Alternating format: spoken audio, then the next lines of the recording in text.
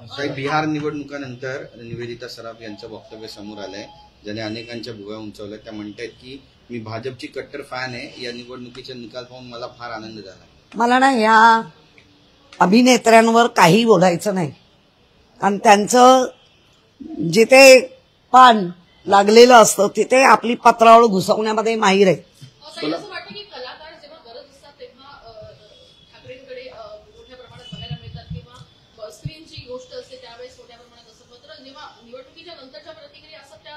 एक सगळेच कलाकार नाही आहेत, पण ज्या कलाकारांना काही काही दिलं गेलं, सांगून दिलं गेलं, अधिक कलाकार पण होते पण त्यांना डावलून दिलं गेलं, मग ह्यांना बोललंच पाहिजे.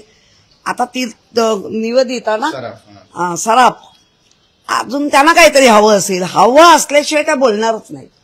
त्या काय हे म्हणून